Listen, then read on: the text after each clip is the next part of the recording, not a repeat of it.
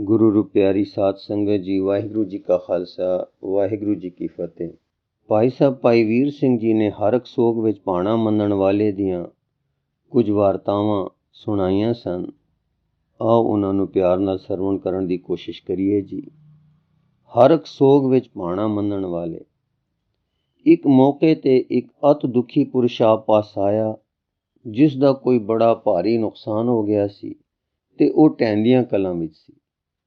आप जी ने बड़ा धीर दिलासा दिता ते कहा, हंबला मार के वाहिगुरु जी की रजा विच राजी रहण दा उद्यम करो, किते इस दुख विच उसदा लड़ ना छुट जाए।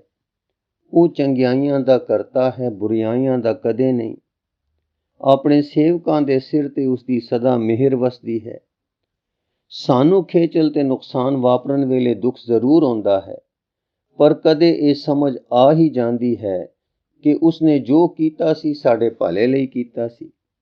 सो नज़र सदा उसे दे वल रख के उसदे चरनां नूं घुट के फड़ी रखना चाहिदा है, तां कि अपनी खेचल भी डोलण तो बचे रहिए। इस पर आपने कुछ हो बीतियां सज्जण पुरखां दियां वार्तावां उसनूं सुणाइयां, जो कुछ इस प्रकार हन। पहला, भाणे पर शाकर एक सिंह जी, जिन्हां दा नाम भाई गुरमुख सिंह जी सी, श्री ਅੰਮ੍ਰਿਤਸਰ जी विच चंगे नामणे वाले रजा पर राजी ते रजे पुजे हो गुजरे हन। आप बड़े सत्कारत कीर्तनीय सन। रागी रबाबी ते वड्डे वड्डे गवैयां दे उस्ताद भी आप नूं उस्ताद जी करके सददे सन। एक वार आप बंगाल विच भी किसी संगीत दरबार विच सदे गए ते उत्थों बड़ा सन्मान सत्कार ते इनाम लैके आए सन। राग दे एक वड्डे पंडित सन। आप कार विहार लकड़ां दा करदे सन, यानी चोप सुदागर सन। लखां दी जायदाद तां नहीं सी, पर रोटी रज खांदे सन। एक वार माल 1500 दा खरीदिया ते ਜਿਹਲਮ बेड़े बनवा के रखवा दिता कि दरिया विच सुटे जाण तां आ जाए।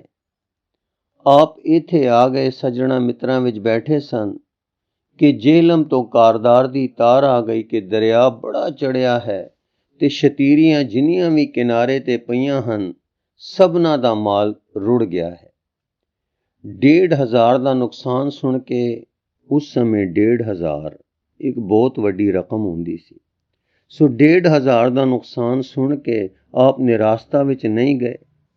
सामने भाई आग्या सिंह जी ਅੰਮ੍ਰਿਤਸਰ ਦੇ ਜੋ ਚੰਗੇ ਸਿਆਣੇ ਤੇ ਸਜਣ ਪੁਰਖ ਹੋ ਗੁਜ਼ਰੇ ਹਨ ਬੈਠੇ ਸਨ। ਆਪ ਨੂੰ ਕਹਿਣ ਲੱਗੇ, ਧੰਨ ਸਤਿਗੁਰੂ ਹੈ ਜਿਸ ਨੇ ਇੱਕ ਭਾਰੀ ਭਾਰ ਹੇਠੋਂ ਮੈਨੂੰ ਕੱਢਿਆ ਹੈ। ਚੱਲ ਉੱਠ, ਦਰਬਾਰ ਸਾਹਿਬ ਚਲੀਏ ਤੇ 5 ਰੁਪਏ ਦਾ ਕੜਾਹ ਪ੍ਰਸ਼ਾਦ ਕਰਵਾਈਏ। ਭਾਈ ਆਗਿਆ ਸਿੰਘ ਜੀ ਅੱਗੋਂ ਬੋਲ ਨਹੀਂ ਸਨ ਸਕਦੇ। ਬਿਨਾਂ ਹੀਲ ਹੁਜਤ ਉੱਠੇ ਤੇ ਕੜਾਹ ਪ੍ਰਸ਼ਾਦ ਕਰਵਾਇਆ। 2 ਹਫ਼ਤੇ ਤੋਂ ਬਾਅਦ ਕਾਰਦਾਰ ਦੀ ਫਿਰ ਤਾਰ ਆਈ ਕਿ ਜਿਹਲਮ ਤੋਂ 2 ਮੀਲ ਹੇਠ ਆਪ ਦੇ ਮਾਲ ਵਿੱਚੋਂ 500 ਦਾ ਮਾਲ ਦਰਿਆ ਬਰੇਤੀ ਉੱਤੇ ਸੁੱਟ ਗਿਆ ਹੈ।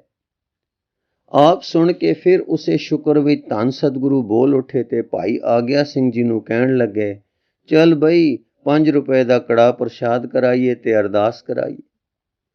ਉਸੇ ਤਰ੍ਹਾਂ ਇਹ ਵੀ ਕਾਰਜ ਸਿਰੇ ਚਾੜਿਆ ਗਿਆ। 2 ਹਫ਼ਤੇ ਤੋਂ ਬਾਅਦ ਫਿਰ ਕਾਰਦਾਰ ਦਾ ਤਾਰ ਆਇਆ ਕਿ ਆਪ ਦੀ 1000 ਰੁਪਏ ਦੀ ਲੱਕੜੀ ਵੀ ਬਚ ਗਈ ਹੈ ਤੇ ਫਲਾਣੇ ਥਾਂ ਦਰਿਆ ਨੇ ਬਾਹਰ ਉਛਾਲ ਕੇ ਸਿੱਟ ਦਿੱਤੀ ਹੈ ਤੇ ਬੇੜੇ ਉਸੇ ਤਰ੍ਹਾਂ ਵਧੇ ਹੋਏ ਹਨ ਤੇ ਜਿੱਥੇ ਹੋਰਨਾਂ ਦਾ ਹਜ਼ਾਰਾਂ ਦਾ ਨੁਕਸਾਨ ਹੋ ਗਿਆ ਹੈ, ਉੱਥੇ ਆਪ ਦੀ ਇੱਕ ਸ਼ਤੀਰੀ ਨਹੀਂ ਖਰਾਬ ਹੋਈ ਜਾਂ ਗੁੰਮ ਹੋਈ। ਇਤਫਾਕ ਨਾਲ ਭਾਈ ਆਗਿਆ ਸਿੰਘ ਜੀ ਵੀ ਤਦੋਂ ਉੱਥੇ ਕੋਲ ਹੀ ਬੈਠੇ ਸਨ। ਆਪ ਨੇ ਉਹਨਾਂ ਨੂੰ ਉਸੇ ਤਰ੍ਹਾਂ ਉਤਸ਼ਾਹ ਵਿੱਚ ਕਿਹਾ, ਚਲੋ ਭਾਈ ਆਗਿਆ ਸਿੰਘ ਜੀ, ਗੁਰੂ ਦਰਬਾਰ ਚਲੀਏ ਤੇ ਕੜਾਹ ਪ੍ਰਸ਼ਾਦ 5 ਰੁਪਇਆਂ ਦਾ ਕਰਾਈਏ। ਭਾਈ ਆਗਿਆ ਸਿੰਘ ਜੀ ਕਹਿਣ ਲੱਗੇ, ਅੱਗੇ ਤਾਂ ਅਸੀਂ ਸਦ ਬਚਨ ਕਹਿ ਕੇ ਟੁਰ ਪੈਂਦੇ ਰਹੇ ਹਾਂ, ਅੱਜ ਪੁੱਛ ਕੇ ਫਿਰ ਹਿਲਣਾ ਹੈ ਕਿ ਕੀ ਕਾਰਨ ਹੈ ਕੜਾਹ ਪ੍ਰਸ਼ਾਦ ਕਰਾਉਣ ਦਾ। ਪਿਛਲਾ ਤੇ ਅੱਜ ਦਾ ਤਾਂ ਭਲਾ ਕੁਝ ਸਮਝਿਆ ਕਿ ਕੜਾਹ ਪ੍ਰਸ਼ਾਦ ਕਰਾਉਣ ਦਾ ਕੁਝ ਅਰਥ ਹੈ, ਪਰ ਸਭ ਤੋਂ ਪਹਿਲਾਂ ਕਿਉਂ ਕੜਾਹ ਪ੍ਰਸ਼ਾਦ ਕਰਾਇਆ ਗਿਆ। ਆਪ ਕਹਿਣ ਲੱਗੇ ਕਿ ਮਾਲ 1500 ਦਾ ਰੁੜ ਗਿਆ। ਮਾਲ ਤਾਂ ਗਿਆ, ਪਰ ਗੁਰੂ ਕਿਉਂ ਜਾਏ। ਫੌਰਨ ਕੋਸ਼ਿਸ਼ ਕੀਤੀ ਕਿ ਕਿਸੇ ਤਰ੍ਹਾਂ ਅਫਸੋਸ ਦਾ ਭਾਵ ਚਿੱਤ ਵਿੱਚ ਆਵੇ ਹੀ ਨਾ ਤੇ ਨਾਸ਼ੁਕਰੀ ਵੱਲ ਤਬੀਅਤ ਜਾਏ ਹੀ ਨਾ। ਅਰਦਾਸ ਵਿੱਚ ਹੋ ਜਾਵਾਂ ਤੇ ਸ਼ੁਕਰ ਵਿੱਚ ਦ੍ਰਿੜ ਰਹਾਂ। ਇਸੀ ਕਾਰਨ ਪਹਿਲੀ ਵੇਰ ਦੇ ਅਰਦਾਸੇ ਦਾ। ਦੂਜੀ ਵੇਰ ਤੁਸੀਂ ਸਮਝਦੇ ਹੀ ਹੋ ਕਿ ਸ਼ੁਕਰ ਕੀਤਾ ਕਿ ਸੱਚੇ ਪਾਤਸ਼ਾਹ ਧੰਨ ਹੈ ਤੂੰ, ਜਿਸ ਨੇ ਰੋਟੀ ਜੋਗਾ ਤਾਂ ਫਿਰ ਕਰ ਦਿੱਤਾ ਹੈ ਤੇ ਹੁਣ ਸਭ ਕੁਝ ਹੀ ਬਚਾ ਦਿੱਤਾ ਹੈ। ਦੂਜੀ ਵਾਰਤਾ। ਇੱਕ ਸੱਜਣ ਭਾਈ ਬੂੜ ਸਿੰਘ ਜੀ ਹੋ ਗੁਜ਼ਰੇ ਹਨ। ਚੰਗੇ ਭਜਨੀਕ ਤੇ ਗੁਰਸਿੱਖੀ ਦੇ ਆਦਰਸ਼ ਦਾ ਨਮੂਨਾ ਸਨ। ਉਹਨਾਂ ਦਾ ਇੱਕ ਸਪੁੱਤਰ ਗੁਜ਼ਰ ਗਿਆ ਤਾਂ ਲੋਕ ਲੱਗੇ ਪਰਚਾਉਣੀਆਂ ਕਰਨ ਆਵਣ। ਆਪ ਦੀ ਹਸਤੀ ਚੂੰਕਿ ਚੰਗੀ ਸਤਿਕਾਰਤ ਸੀ, ਸੋ 5-6 ਡੇਰਿਆਂ ਦੇ ਮਹੰਤ ਵੀ ਇੱਕ ਦਿਨ ਇਕੱਠੇ ਹੋ ਕੇ ਪਰਚਾਉਣੀ ਕਰਨ ਆ ਗਏ ਤੇ ਲੱਗੇ ਸ਼ੋਕ ਦੇ ਬਚਨ ਕਹਿਣ ਕਹਾਵਣ ਕਿ ਹੋਣੀ ਜਿਹੜੀ ਟਲਦੀ ਨਹੀਂ, ਇਹ ਅਵਤਾਰਾਂ ਤੇ ਵੀ ਆਈ, ਫਲਾਣੇ ਤੇ ਵੀ ਆਈ। ਬੜੇ ਸ਼ੌਕ ਦੀ ਗੱਲ ਹੈ ਕਿ ਆਪ ਦਾ ਸਪੁੱਤਰ ਵੀ ਭਰ ਜਵਾਨੀ ਵਿੱਚ ਗੁਜ਼ਰ ਗਿਆ ਆਦਿ। ਭਾਈ ਸਾਹਿਬ ਸਾਰੀ ਗੱਲ ਸੁਣ ਕੇ ਕਹਿਣ ਲੱਗੇ ਕਿ ਇੱਕ ਆਦਮੀ ਦਰਿਆ ਦੇ ਕੰਢੇ ਕੰਢੇ ਜਾ ਰਿਹਾ ਸੀ। ਇੱਕ ਵਾਰਗੀ ਛਲ ਜੋ ਐਸੀ ਵੱਜੀ ਕਿ ਪੈਰਾਂ ਹੇਠੋਂ ਮਿੱਟੀ ਧੜਮ ਕਰਦੀ ਦਰਿਆ ਵਿੱਚ ਡਿੱਗ ਪਈ। ਪਿੱਛੋਂ ਕੁਝ ਹੋਰ ਆਦਮੀ ਲੰਘੇ, ਉਹਨਾਂ ਵੀ ਪਾਣੀ ਕੰਢੇ ਵੱਲ ਉਛਾਲਣਾ ਸ਼ੁਰੂ ਕਰ ਦਿੱਤਾ, ਜੋ ਉਸ ਰਾਹੀ ਦੇ ਪੈਰਾਂ ਨੂੰ ਡੇਗਣ ਲਈ ਤਿਲਕਵਾਂ ਕਰਨ ਲੱਗਾ। ਫਿਰ ਕੁਝ ਕੁ ਮੁਹਾਣੇ ਆਏ, ਉਹ ਵੀ ਉਹਨਾਂ ਵਾਂਗ ਹੀ ਪਾਣੀ ਉਛਾਲਣ ਲੱਗ ਪਏ। ਇਹ ਗੱਲ ਕਿਹਕੂ ਬਣੀ? ਮੁਹਾਣਿਆਂ ਨੂੰ ਤਾਂ ਚਾਹੀਦਾ ਸੀ ਕਿ ਉਸ ਰਾਹੀ ਦੀ ਜਿੰਨੀ ਹੋ ਸਕਦੀ ਮਦਦ ਕਰਦੇ ਤੇ ਡਿੱਗਣ ਤੋਂ ਬਚਾਉਂਦੇ, ਪਰ ਉਹ ਵੀ ਡੇਗਣ ਤੇ ਲੱਗ ਪਏ। ਸੰਤਾਂ ਦੇ ਗਣ ਨੇ ਕਿਹਾ, ਮਹਾਰਾਜ ਸਾਨੂੰ ਆਪ ਦੇ ਇਸ ਦ੍ਰਿਸ਼ਟਾਂਤ ਦੀ ਸਮਝ ਨਹੀਂ ਪਈ, ਕਿਰਪਾ ਕਰਕੇ ਸਮਝਾਓ। ਤਾਂ ਕਹਿਣ ਲੱਗੇ, ਅਸੀਂ ਗ੍ਰਹਿਸਤੀ ਆਦਮੀ ਹਾਂ ਤੇ ਸੰਸਾਰ ਦੀਆਂ ਲਹਿਰਾਂ ਵਿੱਚ ਜਕੜੇ ਹੋਏ ਹਾਂ। ਆਮ ਗ੍ਰਹਿਸਤੀ ਭਰਾ ਆਉਂਦੇ ਹਨ, ਗੁਜ਼ਰੇ ਪਿਆਰੇ ਦਾ ਵਿਛੋੜਾ ਚਿਤ ਚਿਤਾ ਕੇ ਦੁੱਖ ਸਾਗਰ ਦੀਆਂ ਲਹਿਰਾਂ ਵਿੱਚ ਗੋਤੇ ਲਵਾਉਂਦੇ ਹਨ। ਪਰ ਆਪ ਤਾਂ ਮੁਹਾਣੇ ਹੋ, ਜਿਨ੍ਹਾਂ ਨੇ ਅਣਤਾਰੂਆਂ ਨੂੰ ਤਾਰਨਾ ਫਰਜ਼ ਸਮਝਿਆ ਹੈ, ਪਰ ਤੁਸੀਂ ਵੀ ਆ ਕੇ ਸਾਨੂੰ ਦੁੱਖ ਸਾਗਰ ਦੇ ਗੋਤੇ ਦੇਣੇ ਹੀ ਆਰੰਭੇ, ਬਜਾਏ ਇਸ ਦੇ ਕਿ ਆਪ ਭਾਣੇ ਤੇ ਸ਼ੁਕਰ ਵਿੱਚ ਸਾਨੂੰ ਡਾੜ ਦਿੰਦੇ ਤੇ ਤਬੀਅਤ ਨੂੰ ਚੜ੍ਹਦੀਆਂ ਕਲਾਂ ਵਿੱਚ ਕਰਦੇ। ਸਾਰੇ ਸੰਤ ਹੱਥ ਜੋੜ ਖੜੋਤੇ ਕਿ ਅਸਲ ਸੰਤ ਆਪ ਹੋ, ਅਸੀਂ ਤਾਂ ਨਾਮ ਮਾਤਰ ਦੇ ਸੰਤ। ਭਾਈ ਸਾਹਿਬ ਜੀ ਨੇ ਪਹਿਲੇ ਜਦ ਸੁੰਦਰੀ ਲਿਖੀ ਹੈ ਤਾਂ ਭਾਈ ਬੂੜ ਸਿੰਘ, ਜਿਨ੍ਹਾਂ ਦੀ ਵਾਰਤਾ ਅਸੀਂ ਪੜ੍ਹੀ, ਉਹਨਾਂ ਉਹ ਪੜ੍ਹੀ ਤੇ ਪੜ੍ਹਨ ਸਾਰ ਡਾਕਟਰ ਸਾਹਿਬ ਨੂੰ ਆ ਮਿਲੇ, ਬੜੀਆਂ ਵਧਾਈਆਂ ਦਿੱਤੀਆਂ ਤੇ ਬੜੇ ਖੁਸ਼ ਹੋਏ ਕਿ ਇਹ ਇੱਕ ਐਸੀ ਚੀਜ਼ ਬਰਖੁਰਦਾਰ ਨੇ ਲਿਖੀ ਹੈ ਜੋ ਪੰਥਕ ਜਗਾਵੇ ਵਿੱਚ ਪਹਿਲੀ ਚੀਜ਼ ਹੈ ਤੇ ਵੱਧ ਤੋਂ ਵੱਧ ਅਸਰ ਕਰੇਗੀ। ਫਿਰ ਆਪ ਨੇ ਜਦ 5 ਪੌੜੀਆਂ ਦਾ ਟੀਕਾ ਲਿਖਿਆ ਤੇ ਉਹ ਉਹਨਾਂ ਪੜ੍ਹਿਆ ਤਾਂ ਫਿਰ ਆਪ ਭਾਈ ਸਾਹਿਬ ਜੀ ਨੂੰ ਆ ਮਿਲੇ। ਲੂੰ ਲੂੰ ਪ੍ਰਸੰਨ ਆਪਣੇ ਸਾਹਮਣੇ ਬਿਠਾ ਕੇ ਕਹਿਣ ਲੱਗੇ, ਸਾਖਿਆਤ ਵਿਸ਼ਨੂੰ ਦਾ ਰੂਪ ਹੈ, ਸਾਖਿਆਤ ਵਿਸ਼ਨੂੰ ਦਾ ਅਵਤਾਰ ਹੈ, ਸਾਖਿਆਤ ਵਿਸ਼ਨੂੰ ਪਿਆ ਦਿਸਣਾ ਹੈ। ਇਸ ਤਰ੍ਹਾਂ ਲਗਾਤਾਰ ਬਾਰ-ਬਾਰ ਇਹੋ ਪਦ ਕਿੰਨਾ ਹੀ ਚਿਰ ਕਹੀ ਗਏ ਤੇ ਫਿਰ ਕਹਿਣ ਲੱਗੇ, ਦੇਖੀ ਤੂੰ ਨਾ ਸਮਝੀ ਕਿ ਤੂੰ ਵਿਸ਼ਨੂੰ ਦਾ ਅਵਤਾਰ ਹੈ, ਇਹ ਤਾਂ ਮੇਰੀਆਂ ਅੱਖਾਂ ਨੂੰ ਪਿਆ ਦਿਸਣਾ ਹੈ। ਮੈਂ ਤੈਨੂੰ ਡੇਗਣ ਨਹੀਂ ਆਇਆ ਕਿ ਤੂੰ ਆਪਣੇ ਆਪ ਨੂੰ ਵਿਸ਼ਨੂੰ ਦਾ ਅਵਤਾਰ ਸਮਝ ਕੇ ਕਲਮ ਸੰਭਾਲ ਕੇ ਰੱਖ ਦੇਵੇਂ, ਇਉਂ ਤਾਂ ਇੱਕ ਭਾਰੀ ਨੁਕਸਾਨ ਹੋ ਜਾਵੇਗਾ। ਮੈਨੂੰ ਤੂੰ ਵਿਸ਼ਨੂੰ ਦਿਸਣਾ ਹੈ। ਨਹੀਂ, ਗੁਰੂ ਨਾਨਕ ਦੀ ਬਾਣੀ ਦਾ ਇਹ ਟੀਕਾ ਜੋ ਤੂੰ ਲਿਖਿਆ ਹੈ, ਇਹ ਕੋਈ ਬੰਦਾ ਨਹੀਂ ਲਿਖ ਸਕਦਾ, ਇਹ ਵਿਸ਼ਨੂੰ ਨੇ ਅਵਤਾਰ ਧਾਰ ਕੇ ਲਿਖਿਆ ਹੈ।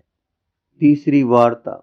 ਭਾਈ ਬੂੜ ਸਿੰਘ ਹੋਰਾਂ ਦੀ ਇੱਕ ਪੁੱਤਰੀ ਸੀ ਤੇ ਉਹ ਵਿਆਹੀ ਵਰੀ ਹੋਈ ਸੀ, ਪਰ ਸਹੁਰੇ ਕੁਝ ਝਗੜੇ ਵਾਲੀ ਬਿਰਤੀ ਦੇ ਹੋਣ ਕਰਕੇ ਉਹਨਾਂ ਉਸ ਨੂੰ ਉਜਾੜ ਦਿੱਤਾ ਤੇ ਉਹ ਪੇਕੇ ਆ ਰਹੀ।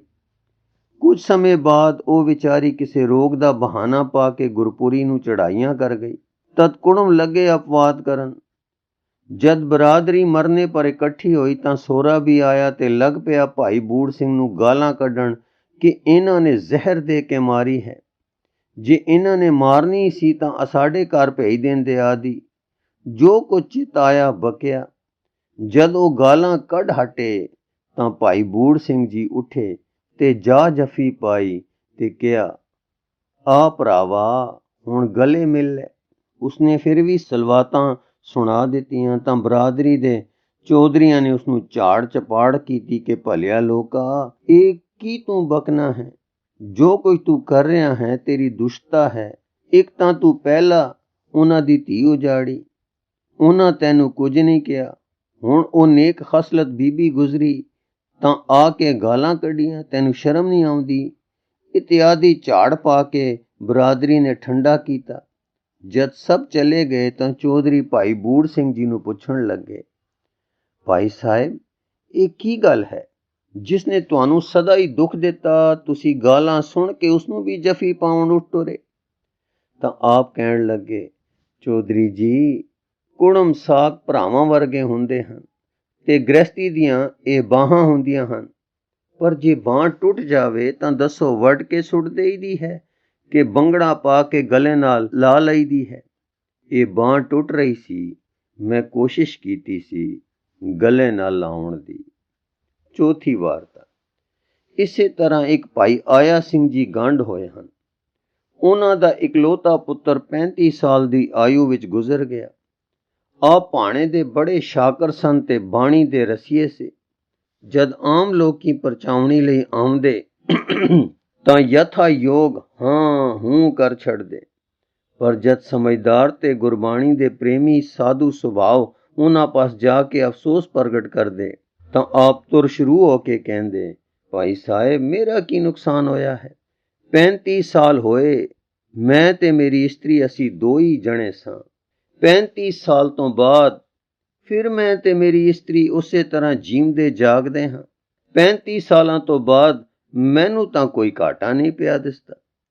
ਵਿੱਚ ਵਿਚਾਲੇ ਕੋਈ ਬੁਲਬੁਲਾ ਉੱਠਿਆ ਸੀ, ਉਹ ਜੋ ਲੋਪ ਹੋ ਗਿਆ ਤਾਂ ਕੀ। ਫਿਰ ਜੇ ਕੋਈ ਅਮਾਨਤ ਉਸ ਦਾਤੇ ਨੇ ਭੇਜੀ ਸੀ ਤੇ ਮੇਰੀ ਆਪਣਤ ਉਸ ਵਿੱਚ ਪਾਈ ਸੀ, ਤੇ ਫਿਰ ਉਸਨੇ ਸੱਦ ਲਈ ਉਹ ਰੂਹ ਗੁਰ ਕੇ ਹਜ਼ੂਰ ਜਿੱਥੋਂ ਵਿਛੜ ਕੇ ਆਈ ਸੀ, ਮੁੜ ਉੱਥੇ ਪੁੱਜ ਗਈ ਤਾਂ ਹੋਇਆ ਕੀ।